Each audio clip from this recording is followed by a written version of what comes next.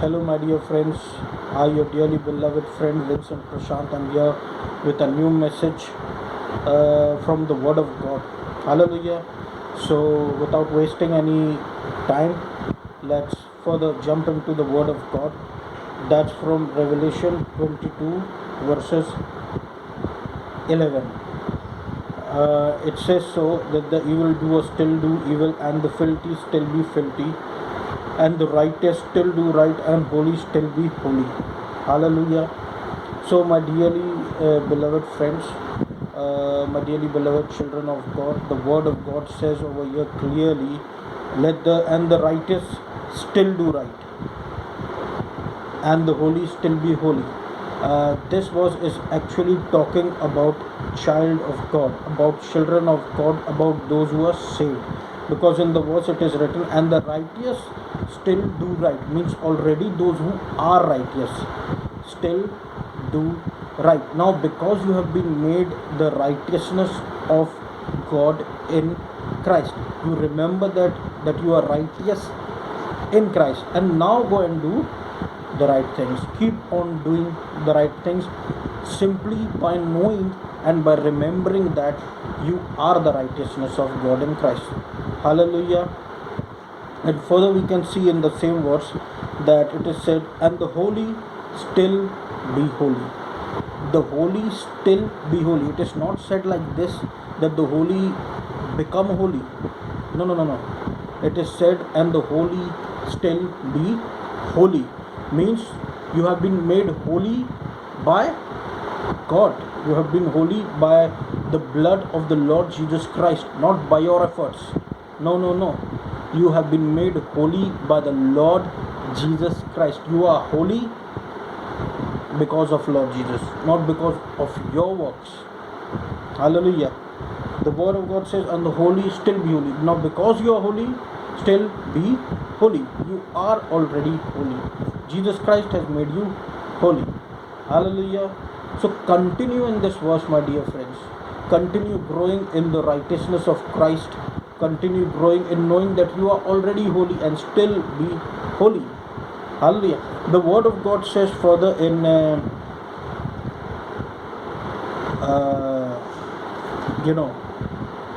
in the Revelation chapter 22 verses 14, that blessed are those who wash their robes, so that they may have the right to the tree of life, and that they may enter the city by the gates. Outside are the dogs and sorcerers and the sexually immoral and murderers and idolaters and everyone who loves and practices falsehood.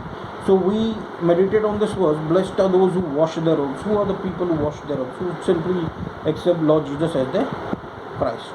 Hallelujah. Who simply accept Lord Jesus Christ as the Christ, as the personal Savior. Who simply accept. Now God, now Jesus, God led me to this verse about what is the meaning of being blessed. What is the meaning of being blessed? Hallelujah. So God related this verse and He gave me this verse from Matthew chapter 5, the Beatitudes, the famous verse from the Bible, the Beatitudes. God related that blessed word to this word. God said to me through chapter 5, from verses 2 onwards, that, and He opened His mouth and taught them, saying, blessed are the poor in spirit, for theirs is the kingdom of heaven. Blessed are those who mourn, for they shall be comforted. Blessed are the meek, for they shall inherit the earth. Blessed are those who hunger and thirst for righteousness, for they shall be satisfied. Blessed are the merciful, for they shall receive mercy. Blessed are the pure in heart, for they shall see God. Blessed are the peacemakers, for they shall be called sons of God. Blessed are those who are persecuted for righteousness' sake, for theirs is the kingdom of heaven. Blessed are you when others revile you and persecute you and utter all kinds of evil against you falsely on my account. Rejoice and be glad, for your reward is great in heaven. So they persecuted the prophets who were before you. Hallelujah. So God is actually giving us the meaning of the word blessed. Our robes have been washed by the blood of Jesus. We are blessed. We are in Christ. That's why we are blessed. And the definition of blessed God has given over here in the Beatitudes, who all are blessed people. Now, I would like to make your focus on this verse, on this 10th verse, that blessed are those who are persecuted for righteousness' sake, for theirs is the kingdom of heaven. Now, because of even when we get saved and come into the kingdom of heaven, we are in this world. We have to be with the other believers in the in the believers, amongst the believers, um, among the gatherings, where the believers are gathered together. We have to be there. Now, among the believers also, there are divisions about the righteousness of Christ, and they are confused between the righteousness of Christ and between self-righteousness. In the church, there's division going on.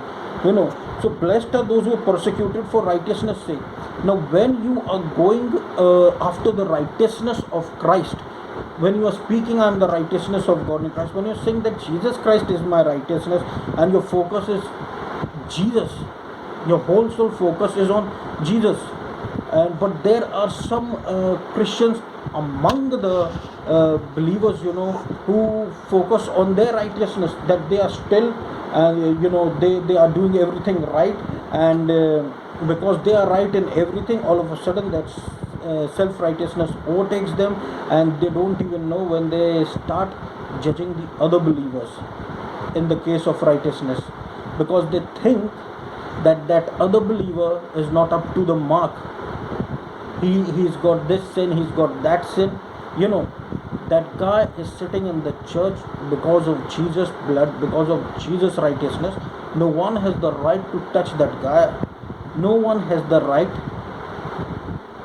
Hallelujah. Jesus has washed him with his precious blood, and Jesus has declared him righteous. That's why he will sit inside the church. But that guy is facing persecution because of righteousness' sake. The other believers are persecuting him, speaking some things behind his back. So this is called persecution because of righteousness' sake. This can happen. This is happening in many places. Hallelujah.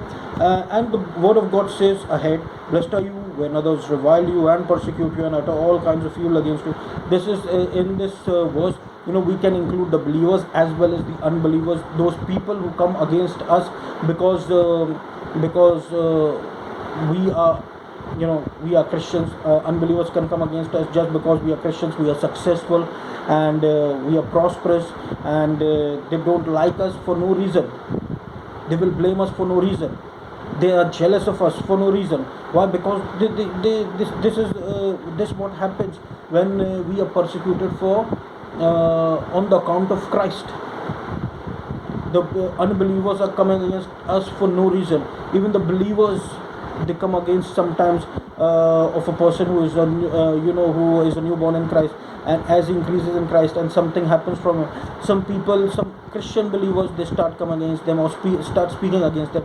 So blessed are you when others revile you and persecute you and utter all kinds of evil against you falsely on my account. I just want to say, the main reason I think so some people come against the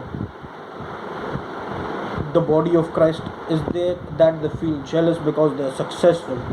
They are different. They are different from the people of the world. They can see it.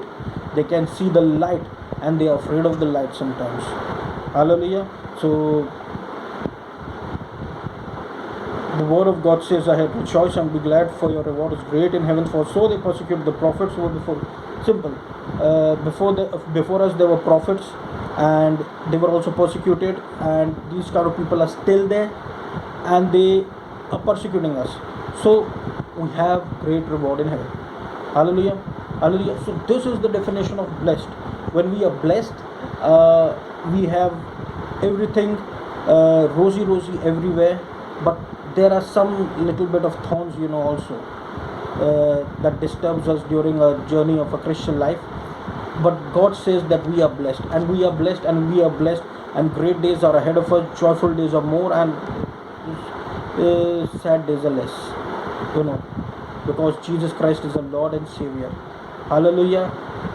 So I would like to wrap up my teaching, my dearly beloved friend. I hope this teaching, this preaching has given you benefit. God bless you, God heal you, God prosper you.